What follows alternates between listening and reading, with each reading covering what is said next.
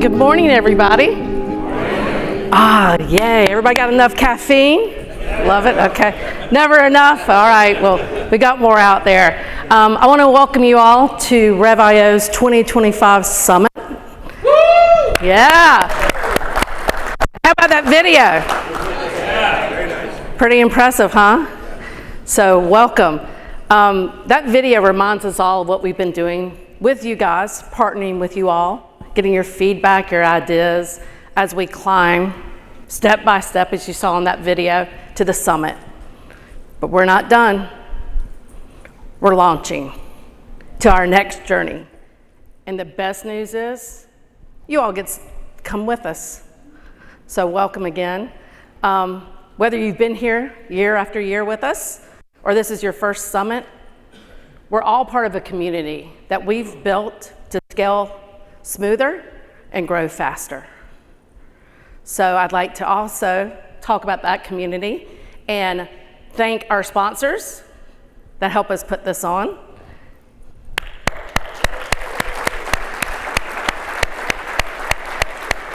And a big shout out to our diamond sponsor, Walters Clore, for that great reception. Yeah. I saw a lot of people eating a lot of meatballs and the beef Wellington. Yeah.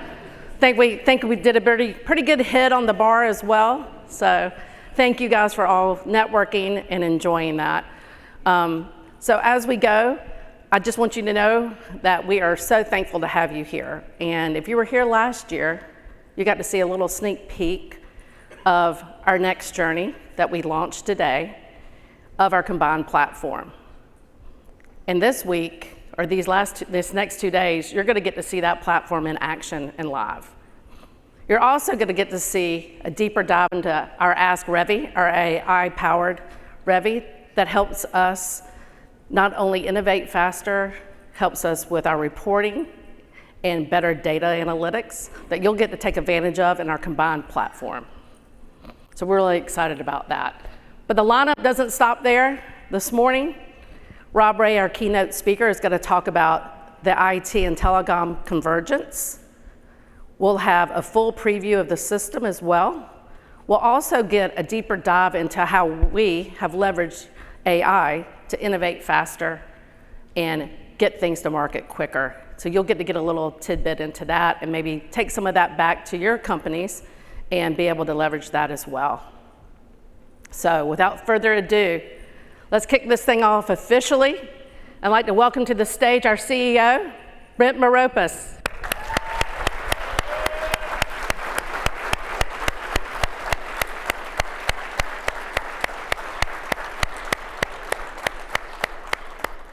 All right. Thanks, Fran. Go get him. Good morning. How is everybody?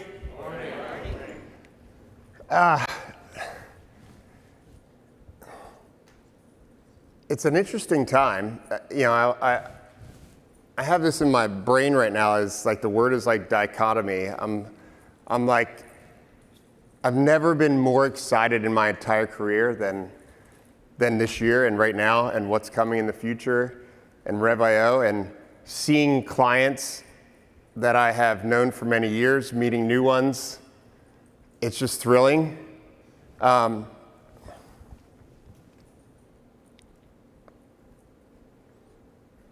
But I'm kind of heartsick. I am heartsick.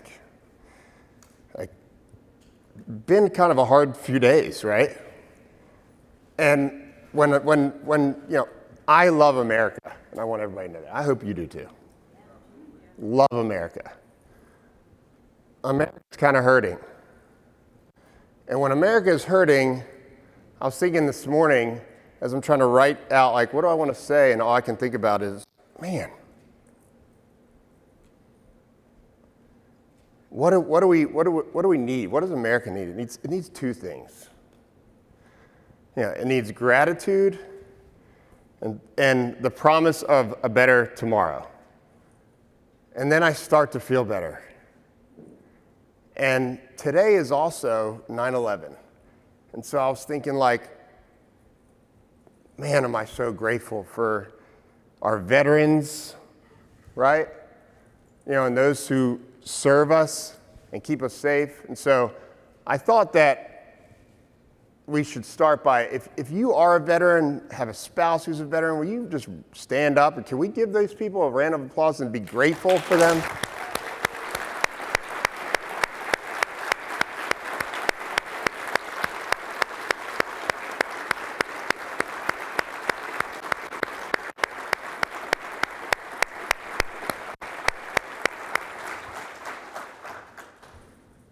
And yeah, that was freaking awesome. And look forward, it's never been a more exciting time to be alive. The way that, we spend our time at work has changed so much. The way we lead and manage, the things we do, the tools we're using, the solutions we can build, to the impact that technology is going to have on the economy, to our personal well-being, to our health. There's a lot to look forward to. There's a lot to say and point to say there's a lot better tomorrow. So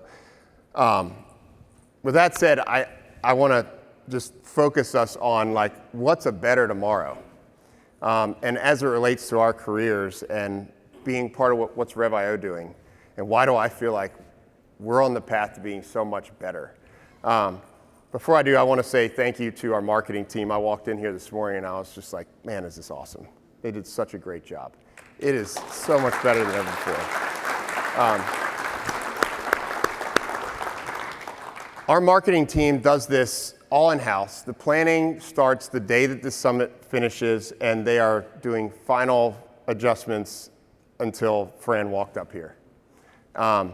There's a lot of volunteers that help them, so thank you to volunteers, our people and team members that have really stepped up and made this the best summit by far we've ever had. It's the most well-attended, most broad range of clients and partners, a lot of new strategic partners. And so to our partner sponsors, thank you so much. It's because of your sponsorship that we're enabled to put on this incredible event. We do have a few prospects here, and what I want to say to our prospects is you've seen enough of the technology to say, you know what, I'm going to go check this business out a little bit more. I hope that you walk away here saying to yourselves, the way that they operate, the way that they think about the customer, it's a no-brainer for me to memorialize a partnership with them, and I'm doing it. That is what we want for you. And most importantly, we're all here because of our clients. We're here for you. We're grateful that you're here. And I want to say thank you for the partnership. I hope the next 2 days derives as much value as we anticipate, because it's packed with incredible talk tracks, and we're getting to hear from some really great industry folks as well. This is for years and years and years, Rev.io has been about being a leader in the communications billing space, and 2025 marks a total transformation. With the launch of our new platform, we really aim to solve this problem between convergence of communications, managed service providers, field services, commercial AV, all IT services combined. No one's come up with an elegant name for it all, so I'm certainly not going to come up with one. I think that's a bad idea. And what has come out of it is this release of our all-in-one platform. The timing was incredible. We did not time that. But just the nature and just the aggressive acceleration of AI with us building a new platform has been extremely advantageous for us. This is artificial intelligence native. It is mobile friendly, full communications billing, PSA, RMM powered by Acronis, our new partner, end-to-end payments, all in one. There's no one else that has this in the world. There is no other solution where everything truly does come together. And it's the best opportunity we've ever had to really fulfill our mission of helping our clients grow revenue efficiently. And I like to talk about how did we do this and how did we get here and what's happening inside the business as then we sort of catapult forward. And obviously we see this launch theme playing out through this whole summit. That is our annual one-word theme. And every year we establish one word for our business. We establish a one-page strategic plan. If you've been to our summits, you've heard me talk about them in the past. And this is one word that we have decided is the word, and it's a habit or a mindset that if we adapt, we will be a better business for ourselves, for our clients, and our partners. And it's launch. Clearly illustrated by the launch of this platform. Fran said it right. There's a lot of work to do. There's a lot of fast follow-on, right? But we are building software faster than ever, and it's accelerating. And we're in the early innings of doing it more and more efficiently and elegantly. But there's other things that we did that illustrate us achieving launch. And I want to talk about some of those because you don't hear about them all the time, but you should feel it, right? The first is we launched the channel program. I was just talking to a partner, and they said it's been so great to have a dedicated channel resource because your team is always so focused on execution. And bifurcating that is enabling us to build much stronger partnerships, strategic partnerships, and that's going to strengthen our community, which is going to play into a new module inside of our platform that you will see called Commerce Hub. We are really proud and excited about, where we are going to enable our strategic partners driven through our partner channel to transact natively inside of Rev.io. That's in the early stages, but tons of traction. It's been a great success this year. The second is we launched accounts payable and commercialized it. We now have a new interface for it. And that takes our payments platform and enables quote to cash to payment, all inside of our platform. This solution also plays a key role in Commerce Hub, enabling transactions efficiently inside of Rev.io between our clients and our partners. Most recently, very excited that if you hadn't read the press release, we just launched our internal AI board. And this really illustrates the need for us to be an AI-centric culture. And everybody's in a different place on their journey and their assessment of how AI is affecting them and whether they like it or not. What we have decided is that we are going to embrace it. It's going to be part of everything we do. There's a lot of noise, and there's a lot of good applicable technology, and it's moving quickly. And so we established a board. This board is charged with a few things. One, curating what's coming out, what's applicable to us, what tools can we use, then driving and implementing it into every corner of our business to automate repetitive tasks so we can scale much more efficiently in the future. The second is to identify the right tools that help us either build or implement solutions inside of the platform that help you grow revenue efficiently in ways that we've never even thought of. Right? And you'll see that with Rev.io over the next few days. And we'll talk about what that roadmap's going to look like.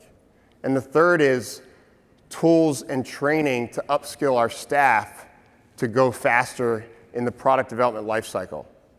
Right?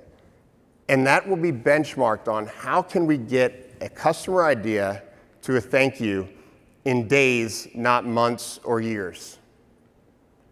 And over 30% of the platform was built in AI. Our newer features coming out are closer to 80-90% is being driven by AI, piloted by our highly skilled engineering and product teams. And it's helping us do things that we used to have to shave off to meet a deadline.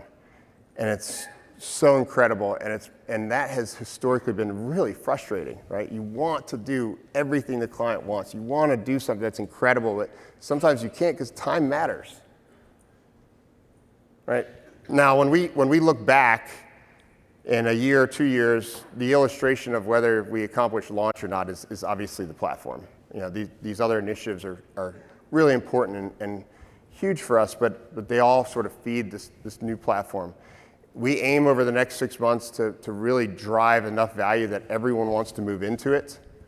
And I thought it'd be important to sort of talk about, like, hey, how did we get here? The first was we've done a few acquisitions over the years, and it's always driven by client feedback. Hey, integrate to this managed service platform because I'm doing these things and Rev.io can't manage it. And then we get super frustrating because that technology was terrible, or they didn't want to play ball with us. And then a customer sending multiple invoices to the same end customer, and in your head, your common sense says that could be easily disrupted. I hope no one else comes in and competes with them and says, I'll just put it all in one, and they're going to win that customer from our customer. And so we made acquisitions into the managed services space. And then we said, okay, we've got to take a holistic approach because we're getting frustrated looking at our near competitors in the communication space, our new competitors in the MSP space. And oh, by the way, they have all these other frustrations we hadn't thought of yet. Like none of these sort of like IT, PSA platforms have really thought much about mobile workforces anymore. And like that's still a real thing. And so we decided we can't just listen to what everybody's saying. That is a super important part. And we took a step back, and the day that this summit ended a year ago, we sat in a room with 20-some employees, and we changed our entire product development lifecycle model. And we implemented a program called Working Backwards. Working Backwards starts by saying, take your teams and split them into small teams across key components of the platform you want to build. This will enable them to have less dependencies, get deeper customer feedback and knowledge, and really, really focus and drive faster innovation and build quicker with less dependencies than you would have on a monolithic team. It's proven successful in a lot of big tech companies. But then the actual process itself is super interesting, and it really has been a huge motivator for me, who did not come up as an engineer, to be so close to the process now and really understand it and understand what everyone's going through, where we can be better. And it starts with the customer. And what you do is you say, okay, the customer, if we're starting with the customer, we write a press release. We write a press release. And what's a press release? Press release is like highlights of all the value of some component or feature that you're building and what it's doing for the market or the customer, right? We see press releases all the time. Press release then has a phantom quote from a client. Be Robert Buffett that said, blah, blah, blah, blah, blah. This is the most incredible platform I've ever used in my life. It saved me 10 times the amount of time I ever thought. We make it specific, so it ties back to the feature. And it has a quote from our own team about what we're aiming to do with this new platform, just like you would a press release. It's a real press release. Behind that are a few pages of frequently asked questions. These are what and why questions. What is this going to do? What are the feature sets? What are the limitations? What's the user's experience? Right? Why is this going to be valuable? Why are we building it? Why is this going to work with this other component inside of the system? We go through a few iterations, sometimes a lot of iterations. I'm personally in every single one of these meetings. And everybody between me and that product manager on the front line with the customer. We did this over 70 times for the first 6 months of this year before anyone's fingers touched the keyboard to write a line of code. And once that gets approved, that becomes the North Star for whatever that feature is. It gets broken down by product into user epics and user stories and fed into engineering, where then our engineers and architects are able to think about one thing. How do we build this incredibly innovative and awesome? And historically, software development, the problem is customer says, I need this. The employee who is not technical interprets it this way. By the time it gets to engineering, they're like, what are we doing and why? Why are we even doing it? They're turning to their, dude, what? And what comes out is a lot of frustration. And then you cycle through that until you finally get the engineer on the phone. They're like, and then we get it right, and like 8-10 months have gone by. And so that helped us build this platform in 12 months with the help of artificial intelligence. Because when you have lofty goals, the question becomes like, we have to do this. What do we need to do it? I credit our team for really becoming accustomed to change. This was a radical change, and it really positioned us to take advantage of new technologies coming out to go even faster. And it was hard. There were many months before we saw much of anything. By the time we hit beta, then we were like, oh, we're actually good at this, but we're really scared because we have a whole lot more to do. And then we just hit GA.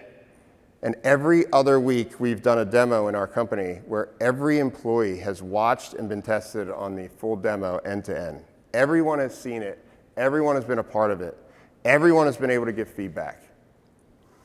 And what's come out of it is this incredible platform for the future that we are really proud of, but more importantly, what we want you to use. We want you to beat on it. We want you to tell us what could be better. But we think it's unique. There's a lot of work to go. Communications, billing, taxation, usage, this stuff's so complicated. And some of the frustrations were like our communications companies, they like automation. They need to do things faster. A lot of them are sales machines. If you're an MSP, you can learn a ton about salesmanship from our communication service providers. On average, they're about 8x larger. The MSP, they love community. They're frustrated they can't get margin out of a customer, figure out like their cost structure out of their PSAs. The billing is super limited. They don't even have AR. And then in the commercial AV space, like the mobile workforce stuff is terrible. It's all retrofitted.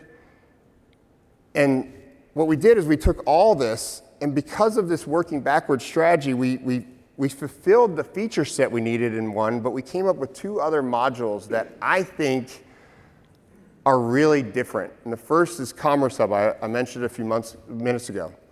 Commerce Hub is this embedded marketplace experience that will get you to other marketplaces where you'll be able to transact with partners inside of our system. You'll be able to see this.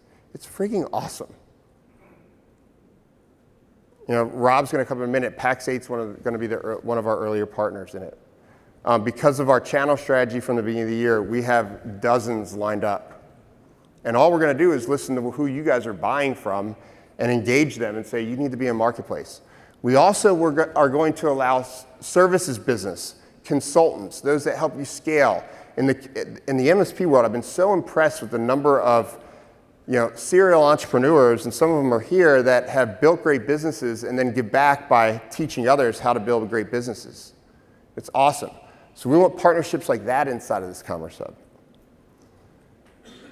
And then the other part of it is a platform inside of the system called Community. I love Community. Our team knows I love Community. You will see me in Community. I will call us out in Community. I will highlight us in Community. But Community is, think about it like a Reddit channel where you can share ideas client to client. So your users will be able to go in and ask, hey, how do you guys handle A/B situation? Hey, I have this customer. What would you guys do with this? How would you troubleshoot this? You'll earn badging based on others upvoting what has been posted. And to me, if I'm an entrepreneur and I have my team inside of a system where they're learning and getting badging and feel attracted to the industry they're in, like the goal for me is thinking peer-to-peer to you as executives, I'm talking to the CEOs, is that they can self-educate. They can have connections. They're not going to want to leave it. They're going to want to be in it. And you as the user are going to find that the day is going by faster. It's going to be awesome. And then we will be in it. So you can communicate with us. You'll get previews on mockups and Figmas. They're already in there, by the way. And you will see my feedback to our team's feedback to your feedback and how we're thinking about things. And we can disagree. That's a good thing. And I think that's going to be great discourse. I'm so freaking pumped about it. And that is something no one asked for. Commerce Hub is something no one asked for, but we saw is these problems. And when we took this working backwards model, we were able to meet the needs of the solutions right in front of us, but also think holistically about this platform to make it this environment where everything for this industry truly comes together. It's freaking awesome. Now, how does AI play into this? And you go to every conference I've been to, every talk track, someone is talking about artificial intelligence. I want to talk about it in a very applicable way. To me, it's I want to answer the question that you have that's 2 levels deep, even though I'm standing here and this is a one-way discussion. Because I want you to know that I'm not saying artificial intelligence because everybody else is saying it. I'm saying it because it's truly helping us and it's going to help our clients. And I also want to share how do I personally think about it? Like I think about it like this. I assembled this board because I want people waking up every single day thinking about it. I want a place for the information to filter, to get curated, and then pushed into the business and implemented at rapid scale.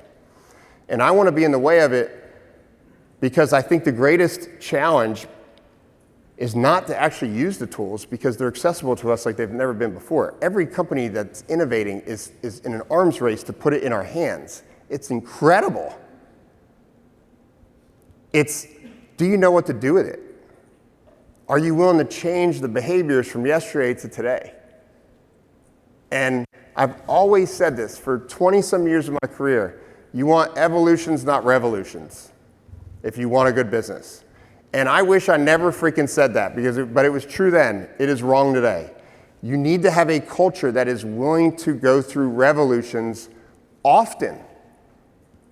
Often. And what that means at Rev.io is that I'm expecting that it drives changes down to job duties. We need to upskill. We're going to change processes, platforms, whole parts of the org chart from my role all the way down so that we're pushing the most innovative tools, leveraging inside of our business to scale efficiently, and really, really winning this in this new world. I said 30% of this platform was built by AI, and the last pieces of software, upwards of 90% are being built by it. We've built more software, elegant software, in the last 10 months than we have in the last 10 years. And we will build more in the next 6 months than we have in the last 10 months. By multiples. It's so freaking exciting. And so, that's what launch is all about. And so I expect that you expect from us rapid evolution and a really motivated team to help you scale. And although there's not a lot of media coverage about all this convergence happening here, we're okay. I've become completely okay with it because when you get down to the customer, they completely agree and they see it. And that is so freaking exciting. So, a few months ago, as we were doing this, one of the things I realized, like my origins I come from the communications side. And it's been a really big advantage for me to be able to sit down with a CEO that's doing something that I was doing for many years. And you just have this institutional knowledge that you only accumulate by doing something for so long, not just necessarily reading about it. And I said to our board, I said, look, I think it would be super arrogant for me to think that I can get this level of depth of understanding of the IT services space, IT MSP space. Like, I need somebody that like came up in this world and understands it. And so I started to do research and talk to industry leaders and had a list of like 6 like high profile candidates. And so I started with the first candidate and reached out to him. He's this dude named Rob. And I never went to the second one because when I talked to Rob Ray, within 5 minutes, he's like, I've been waiting for like years for somebody to come in and disrupt this market. The platforms are just not keeping up with the times, man. Somebody has to do this.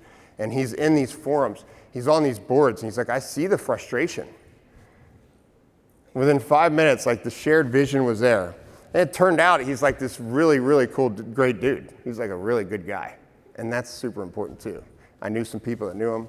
And he's an executive at Pax8, an enormous influencer in the IT MSP space, and has dedicated his career to really harvesting the best of the community part of the IT MSP world. And he's here to help us understand the value of it. And he's really, truly been about helping the MSP grow, selecting the right tools, connecting to the right people. And now in an executive role and in our board, he's in a place that really, really fills that gap of that institutional knowledge that I felt like we really need. So I'm really thrilled that he joined as a board member and that he's going to be joining us here in a moment. So, over the next few days, there's talk tracks for everything I just discussed, incredible networking opportunities. I'm looking forward to spending the next few days with you all. If we can do anything to maximize your time here, please let a member of our team know. But I appreciate it again for the partnership, and let's welcome Rob Ray to the stage.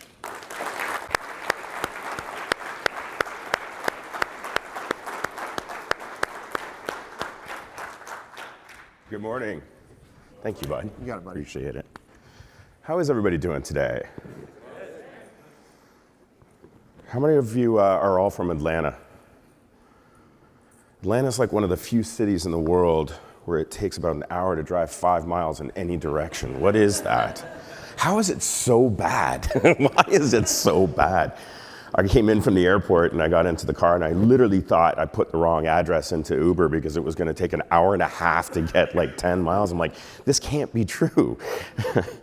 I'm very excited to be here and blessed to be in front of all of you. I'll share a little bit of my journey, how I came to where I am, and why I think I'm standing on stage in front of you guys today. Brent was correct. When we talk about convergence and we talk about IT, you know, we've had these couple different worlds, these couple different channels. And I remember, I mean, we've been talking about convergence for 12, 15 years. And I think a lot of that's got to do with the managed services space. The managed services space used to be this really dark corner where we had a bunch of engineers sitting in, you know, in their parents' basements working on things and then all of a sudden realized they could make some money doing this stuff. And today they're all making millions and millions of dollars. So the opportunity's been absolutely incredible on that space. So obviously there's a reason why everybody would want to come in and take a piece of that.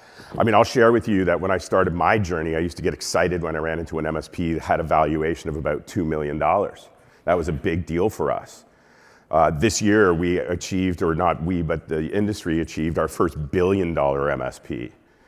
And now the average is probably sitting around, the average business owner is probably sitting around $15, $20 million. And a lot of that is just because the power of IT, what's happened in IT, the importance of IT, the security of IT, these things have just become more important to the end users, to those SMBs that are now starting to figure out and now starting to buy. But anyway, I'm jumping ahead here. I do work for Pax8. I'm the corporate, what is my job title these days?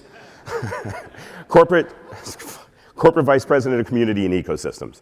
The community part of this is literally, I spend my career going out on stages and doing this presentation, talking about what's happening, what's changing, how we got to where we're going, what we need to think about next. I'm very blessed to work for an organization called Pax8. If you're not familiar with them, you will become familiar with them. Unfortunately, we are not sponsoring this event just because I couldn't get my team organized quickly enough, but we will be here next year and we'll be here in full force because this is a community that we also want to be a very big part of. Pax8, and I'll do a little bit of an intro here. I'm not doing a Pax8 sales pitch today, but it's really hard to get that out of your DNA when that's what you do for a living. You know, we're watching a lot on what's happening next and making some pretty significant investments, which is where and why I chose to join them. Myself, just a quick introduction to myself. I mentioned I'm Rob Ray. I was born in Canada, spent the first 40 years of my life in Toronto, go Blue Jays, and then moved to Connecticut for a small company called Datto, which again I'll introduce you to. I started my career in IT. I actually was in banking for the first 15 years of my life before I found IT, and the only reason I accepted a job in IT was because it paid more. Right? I knew nothing about IT. I remember I joined Compaq Computers. Anybody remember Compaq Computers back in the day? Right? It's now HP. When I joined Compaq Computers, they brought me in as a sales leader. And I turned to my sales team on the first day and I said, okay, this is going to be fun. This is going to be great. What's a server? Because that's what we were selling. I had no idea. At which point, half my team went to my boss and said, you hired this idiot? He doesn't even know what we do. But for me, like, my superpower wasn't about knowing the technology. You guys know the technology. The end users, not the end users, but my MSPs know the technology. I don't need to teach them about technology. What they're really bad at is the positioning and selling and getting the value out of that. You know, you ask them what their elevator pitch is, they have a really, really hard time with that. Ask them to go and configure a server, they can do that in their sleep. So that's where I kind of focused my strengths, right, was around that. And back when Compaq was first out, we were selling hardware. There wasn't a lot of cloud services. Basically what happened was the reseller channel, which is what the MSPs used to be called, these resellers would actually go and sell hardware and they would make margin 20, 30, 40 points on a server or a desktop or a laptop, and they would give the services away for free. And then this wonderful little company out of Texas that rhymes with the word hell came into the market and decided to start selling directly to end users and bypassing the channel completely, distribution, resellers, all that stuff. At which point then we needed to pivot and change. And what happened was the managed services space was born at that particular moment, circa 2005, where all of a sudden there was no margin left on hardware and we needed to figure out how to make money on services. So those things we used to give away for free, we now need to charge. And that's incredibly difficult when you've been providing a free service for somebody for so long and now you're saying, I want to bill you for it, right? So it's taken time, a lot of time, but there's been a lot of great time and I did a lot of education around that. Myself personally, what I saw was that the world was changing. It was pivoting away from hardware sales and, Compaq, HP, all of them started selling directly to end users. It started in the enterprise space, but eventually filtered down to SMB. What happened was these MSPs, these resellers were becoming MSPs, and I wanted to be a part of that journey right from the very start. So I found a small company out of Ottawa by the name of Level Platforms, which is an RMM company. Very similar, well, not similar to the technology Rev.io is doing because it's been 25 years and they're doing a much better job at it than we did back in the day. But that was the cornerstone of building a managed services practice was RMM and PSA technology. These are brand new technologies to this space. But our MSPs, in order to have that journey, they needed those technologies. So I jumped into Level Platforms, spent about 6 years there before we sold that company to AVG Technologies, which AVG ultimately sold to Barracuda. And then I took the opportunity, I found this really, really smart kid in the state of Connecticut, a really smart engineer, who asked me to join his team, a company called Datto, which was backup disaster recovery.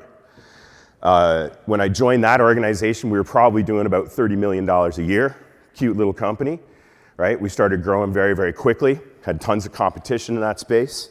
You fast forward 10 years later, we sold it to private equity. You fast forward 2 years later, we went IPO. And you fast forward another 2 years, we privatized the company and sold it for $6.2 billion. We sold a company that was channel only, MSP only, small startup out of Connecticut for $6.2 billion because that's how big this market has grown. We used to talk like 10, 15 years ago, there was no private equity, there was no venture capital, and if there was, it was for the very, very large vendors that are in our space, much less, nobody was offering those dollars to the managed services space. But as I mentioned before, we're now seeing private equity in every aspect of managed services. I had 2 phone calls last week from private equity companies out of Europe that are starting AI-based MSPs. And they want some advice and help and how to go to market. It's a really, really cool time to be here, but it's also a really, really scary time to be here.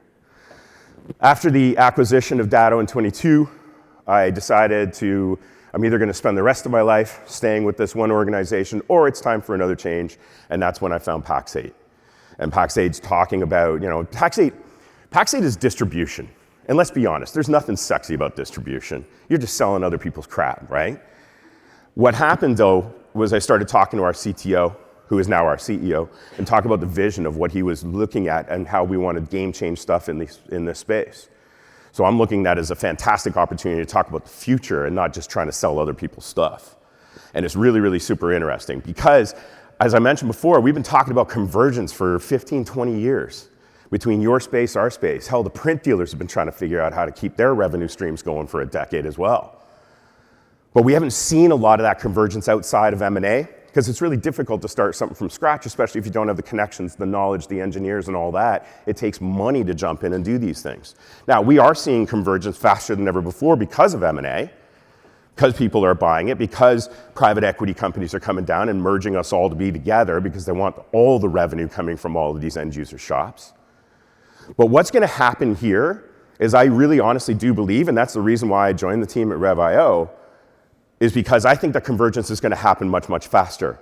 But it's not going to be because of acquisitions, or it's not going to be because you decided to start a new business. It's going to happen because of disruption, and it's going to happen because of innovation.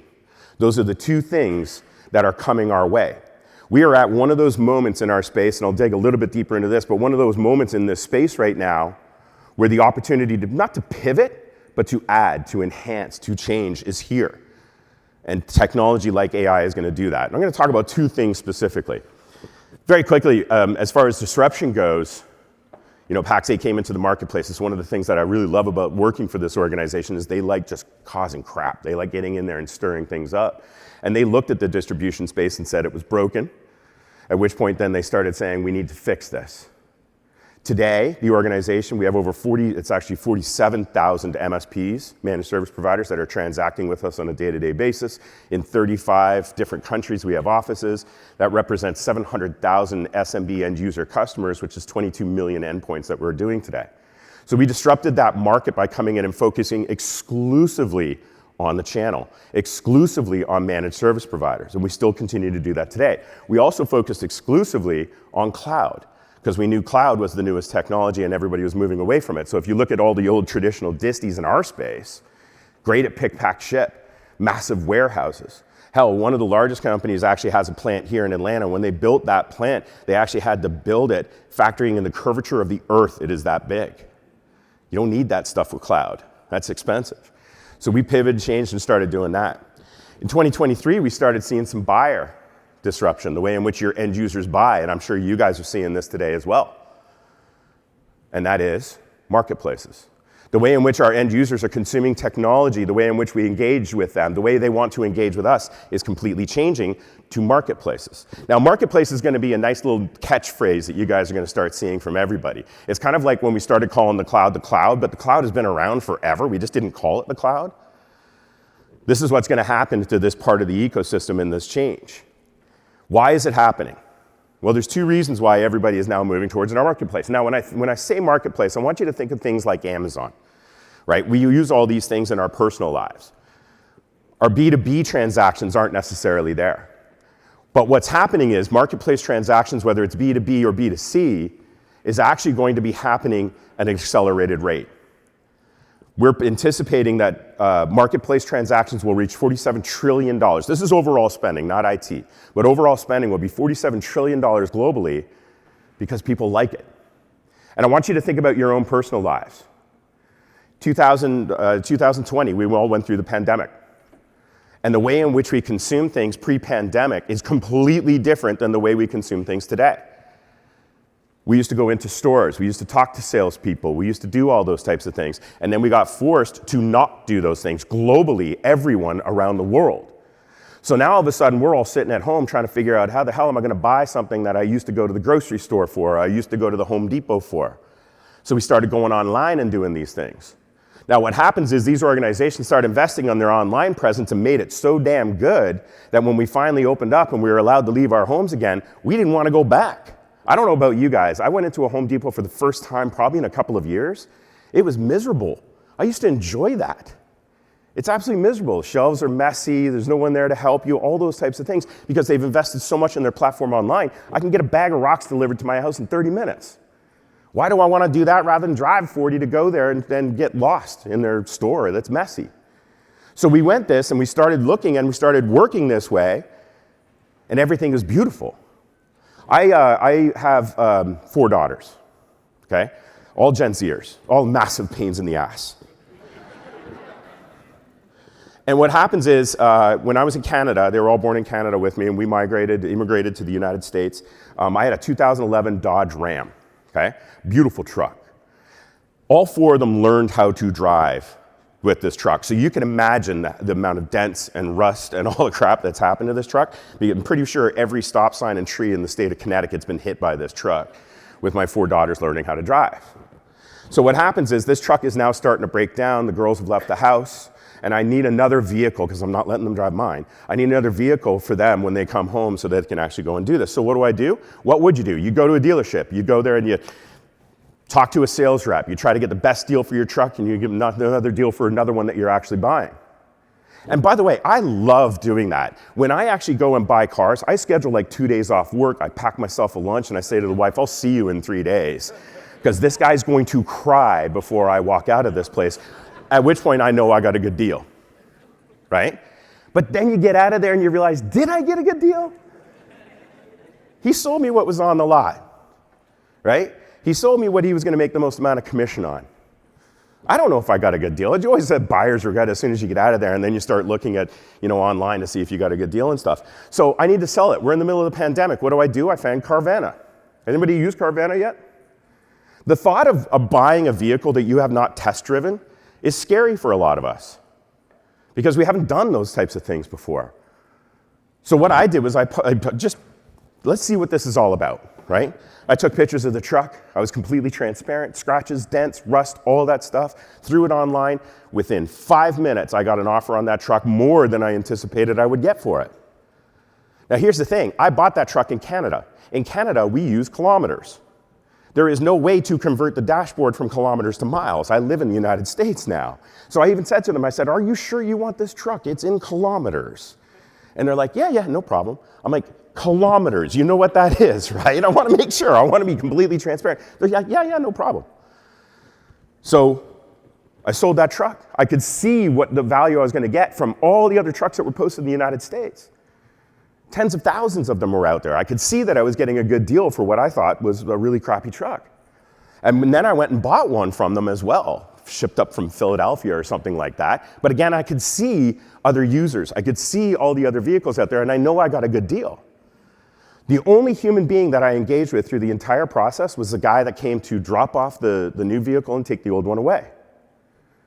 Now, by the way, if you are ever behind a 2011 Dodge Ram, black, with a bunch of scratches on it, and somebody is going 20 miles per hour, they think they're going 60 because they think they're actually driving in kilometers. So be careful. Don't get mad at them. Don't get mad. The other reason why all of this is moving towards marketplaces is because of Gen Zers. Gen Zers hate engaging with people. Any of you guys have Gen Zers? And I apologize if there's any Gen Zers in the room because I'm about to really crap on your generation. But to be honest, it's our fault because we raised them. They also became consumers through the pandemic. So they had to learn ways to engage with people without talking to them. And they like it. They like it a lot. My daughter comes home from college, and for some reason, I don't know why kids do this these days, but they have to have Taco Bell every night after a night of drinking, right? So she comes home, she orders Taco Bell, right? And it's about 11, 12 o'clock at night, and I'm sitting there watching TV. Doorbell rings, right? And what happens when you order food, right? They usually leave it on the doorstep and walk away. Well, this guy wasn't going to leave. He wanted to actually hand the food over to her, at which point she runs up to her room. Guy's ringing the doorbell. I'm like, just go get your Taco Bell. And she texts me from her room saying, I don't want to. Can you go get it for me? I'm like, what the hell is going on? You're a 20-year-old girl. Like, what is it? You're in your home. You ordered this. You tracked him all the way to the house, and now you don't want to take it from him. And she goes, well, he's going to human traffic me. I'm like, what the hell are you talking about? It's the Taco Bell driver that you ordered. This is the generation that we're dealing with. 25% of our workforce next year is going to be Gen Zers. They are going to start making buying decisions and influence buying decisions. So we need to go where the ball is going. And that's why we start talking about marketplaces. Rev.io is doing exactly the same thing. You noticed in Brent's presentation this morning, I've mentioned marketplaces several times. 83% of your end users want to consume things through a marketplace or a digital sales platform. It is the future of where everything is going, so we need to evolve in that direction.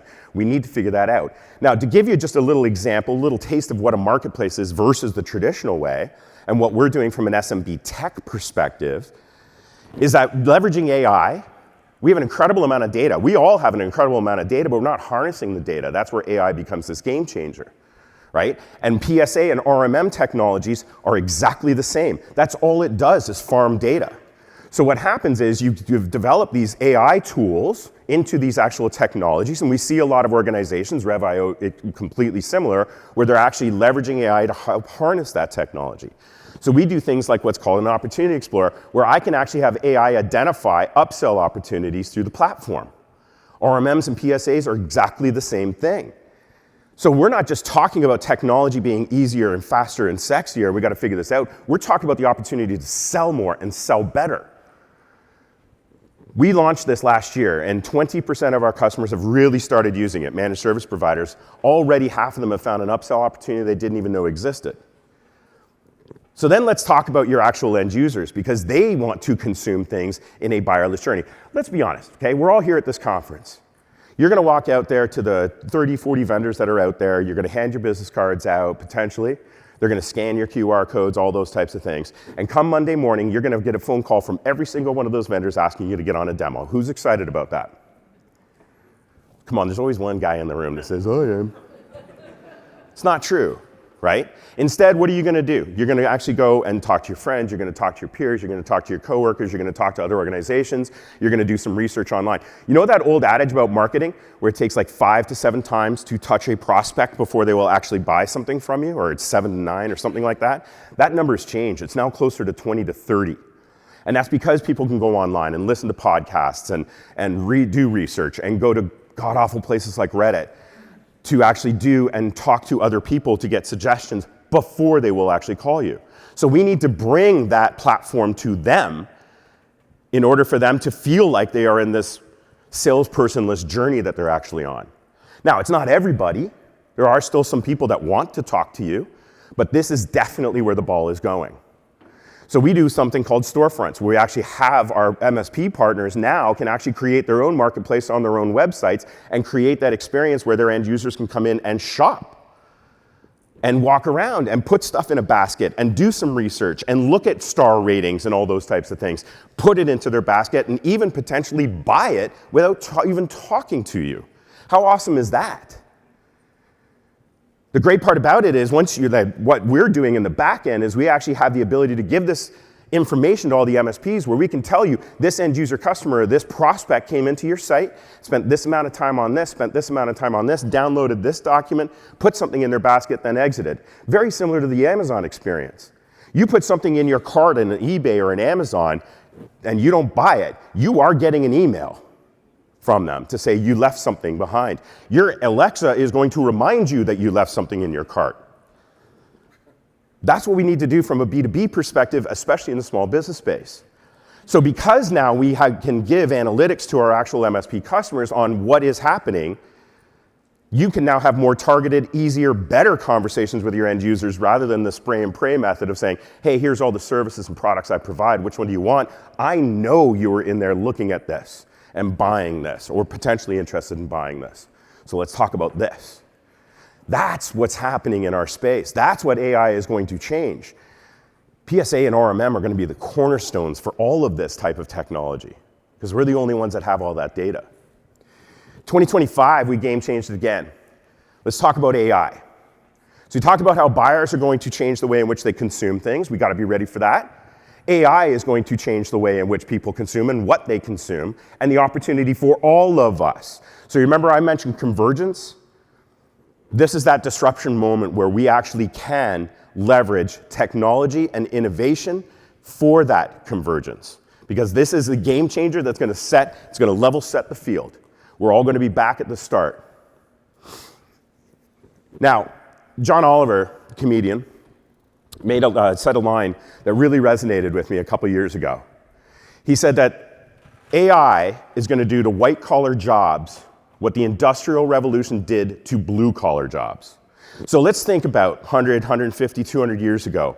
We started bringing machines in to do the jobs of humans. These machines caused a lot of, obviously, disruption, human displacement, job loss. But it increased the economy and the efficiency of everything that we were doing. People were throwing shoes into the machines to try to get them to break down so that these companies would hire them back to come and manufacture things. AI is going to do the same thing.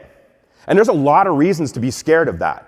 There's a lot of reasons why all of us need to start thinking about what it is that we do today and can it be replaced by AI. And if you talk to all the vendors out there, they're all going to say AI will replace all of us. And we're just going to be sitting at home and robots will just take care of us all day.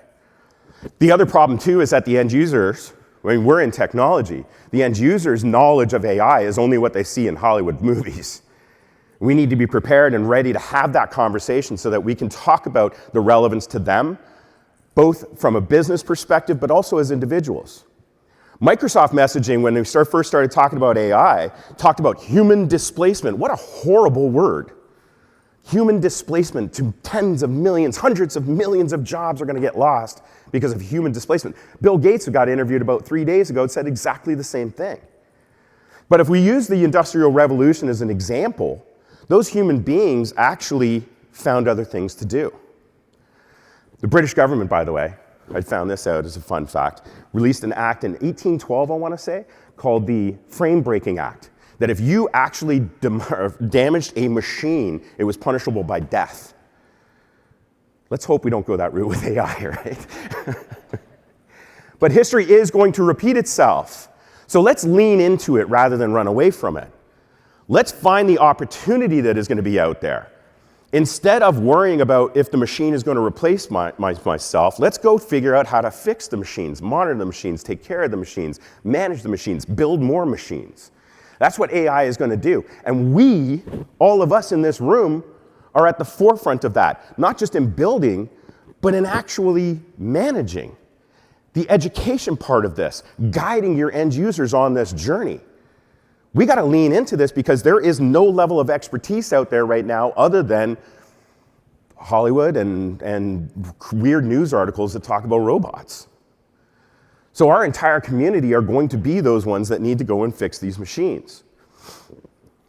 I saw some data yesterday, World Economic Report, that says 75 million people globally will be impacted by AI, causing job loss. However, it will create 133 million new jobs.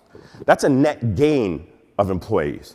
We're all going to start looking for people that know how to use AI, can sell AI, can talk AI, can dumb down AI for the end users, because the end users are going to start demanding it, not necessarily knowing what it is, but they will start asking about it. And you want you to be the person that they call when they do start talking about AI.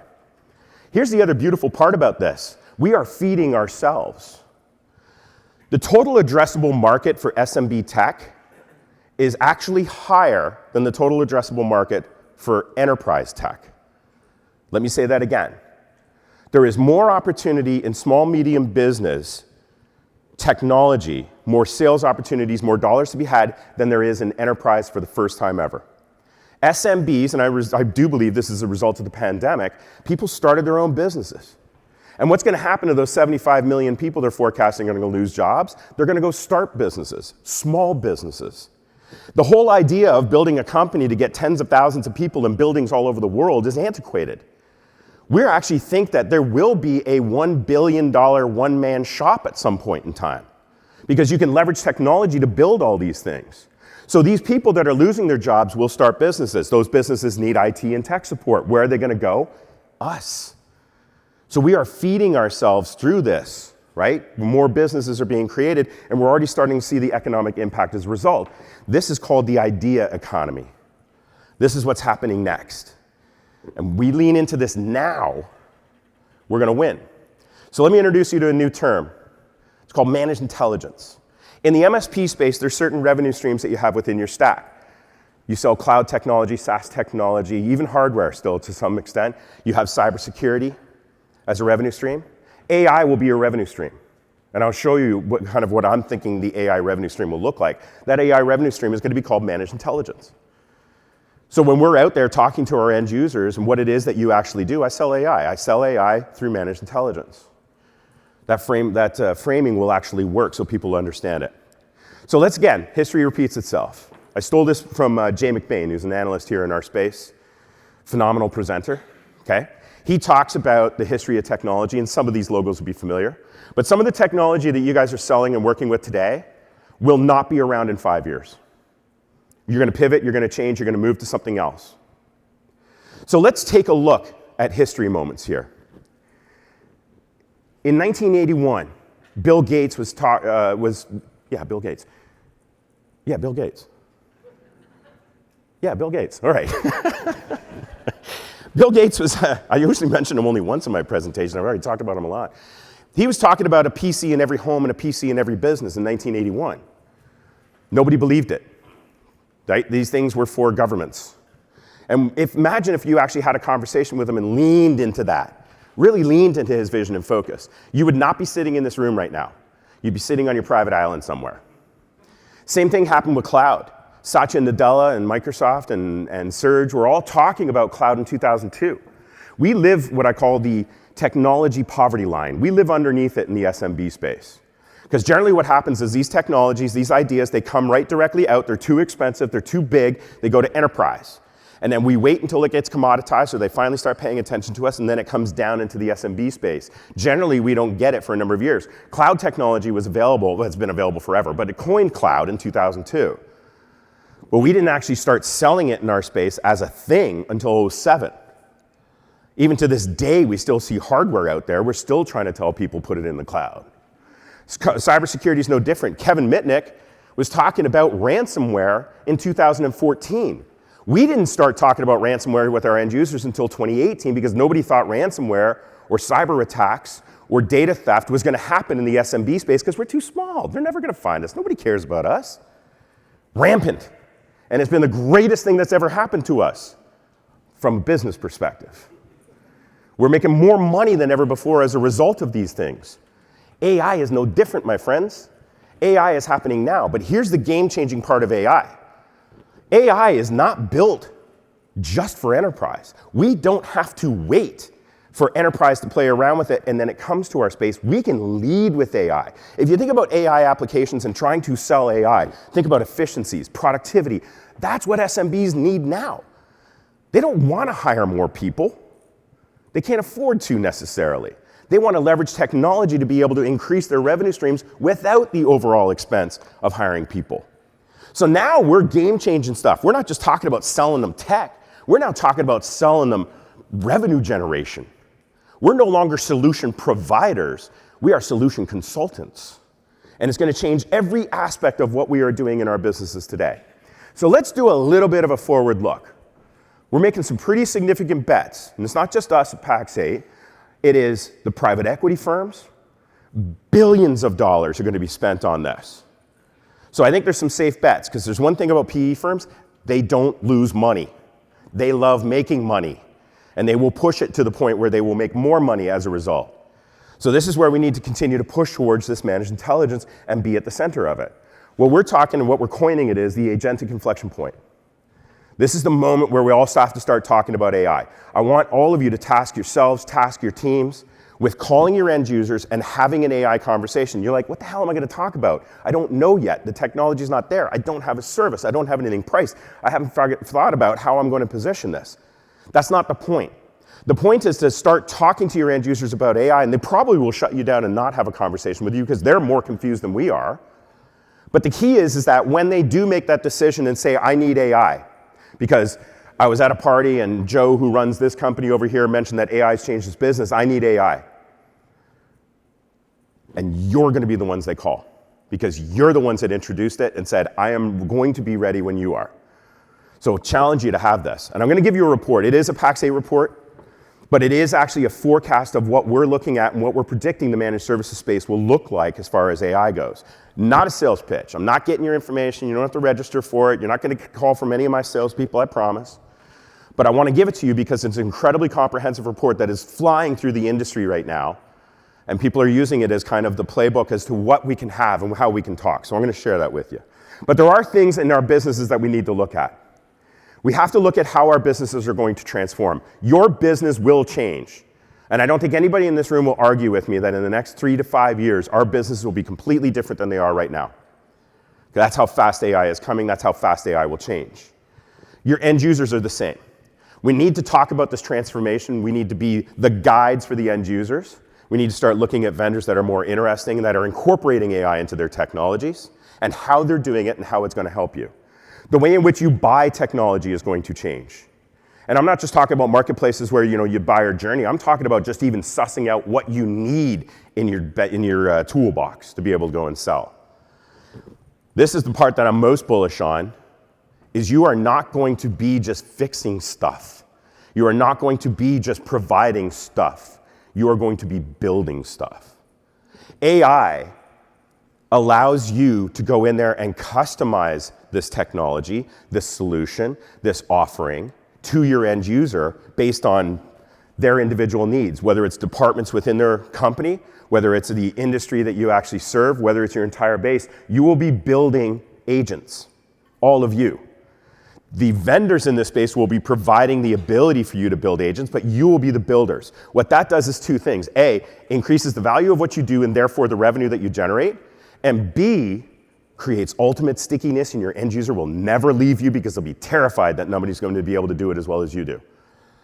So this is a beautiful thing. Perfect example of this. We do our user conference. We just had one in Denver in June. Our European one is coming up in 3 weeks. I have a session there. It's a 3-hour training. And we're going to train MSPs on how to build agents. It's the first time I've ever seen anything like this. And there's like the pre-reg is like ridiculous. We're gonna have to make it part of the actual conference as opposed to just a breakout. The way we sell it is gonna change, who we're selling it to, the way you have this conversation. I'll give you a perfect example of this. We have an MSP out of Australia that I just went and saw. And he has been playing around with some AI technology, N8N, if anybody's familiar with that. They're gonna be here. If you haven't heard about it, trust me, in the next 6 months, it'll be everywhere. It's a couple engineers out of Berlin that have no idea how to bring it to the SMB market, no idea how to bring it to you guys. They're engineering that technology. They want to give it to you so that we can take it to market. But you got to build a partner program. We got to figure out how we're going to price it. We got to figure out how we're going to make money. We're going to do all those things. We will do all those things. They went in and quoted out a project and said, we can find efficiencies. You've got some forecasted growth that you want. You're talking about hiring people in 2026. You have and want to change some ways in which you're actually doing business. Let us run an AI platform here, an assessment of all of this, and let us tell you how much money we can save you per month. Turns out they saved them $1.5 million. They were able to document $1.5 million per year in savings for their businesses. They quoted the project at $10,000. They saved the end user $1.5 million, quoted them $10,000. They didn't know how to sell it, and that's going to be the critical part that we all need to talk about. And then ongoing management. Just because they have it now doesn't mean it's done. The machines still need to be repaired and maintained and fixed and upgraded and all those things. That's what we are going to be doing. That's how we fit into this. Monetization, how are we going to make money? The way in which we're doing it today, per age and per seat, per whatever, is not going to be the same. We have to look at things like per action or per outcome. We have to look at ways in which we can strategically price and scope these things to make sure that when we sell a $1.5 million deal, I'm getting 1.4 of it. You are getting 1.4 of it. So putting the managed intelligence provider in the center of everything, this is the bringing together of all of it. This is the convergence. This is where it happens. Because there is nothing stopping you from doing this. You don't have to wait for the MSPs to go and do it. We can collaborate together and we can do this, but this is where it's all gonna happen. A couple of quick things, I'm out of time. A couple quick things that I want to also plant in your heads. MCP, if you guys have ever heard the term MCP, which generally in our space means Microsoft Certified Professional, that's not what I'm talking about. I'm talking about Model Context Protocol. It's a server that was built by a company called Anthropic. You're gonna see it incorporated into a lot of technology, including Rev.io. What MCP is, don't get intimidated by this. Remember, I don't even know what the hell a server is, so let me dumb this right down for you, because that's what I had my team do. You bring your flavor of AI tool, you run it through the MCP server. The MCP server talks to the data in your PSA, your RMM, through our platform of PAX8, and you can query your data, just like we do with AI today, where you go into your AI and ask, hey, when does Taylor Swift's new album drop? Right? You can now go in, you can tell I have daughters, eh? You can now go in there and query it. We actually already have this today. It's already built into our tech. Not only that, but we also have templates that are actually set out, we call recipes, pre-things that you can go and ask this. So you have a QBR coming up with your end user, you have a meeting coming up, they're unhappy with you, they're shopping around. You can actually go in and query the data and say, help me save this customer, help me find upsell opportunity, what's hot in this space. And you can actually query this stuff to make your lives considerably easier so you're having better, more intelligent conversations by leveraging AI. But there's a lot to it beyond the tech, there's a lot to it beyond the tools. So I'm gonna give you something else. Again, this is all in an effort to help you on your journey here, where we actually are now benchmarking each other to figure out what we need to do. And there's some training that's around it. We have over 300 different training modules that we offer for managed service providers for free. So we can benchmark you on your journey. And I will tell you right now, none of us have even gotten to the first plateau yet. I've run into maybe 10 MSPs globally that have figured some of this out.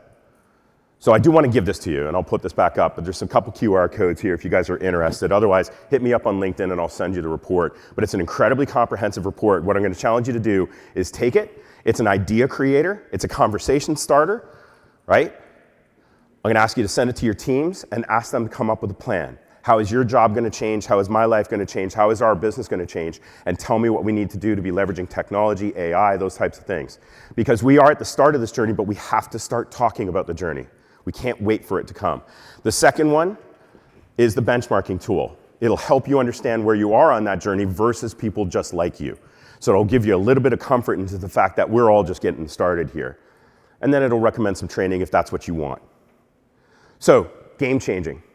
A couple game-changing things that are happening now. We don't have to wait for it to come down from enterprise.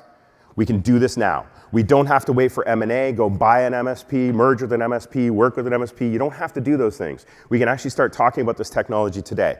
And that is thinking about your go-to-market strategy, and that is thinking about your AI strategy. The world is changing. It is going to change in the next couple of years. It's going to change faster than we have ever seen before. Don't worry about it. Let's get excited about it, because the opportunity is so incredible.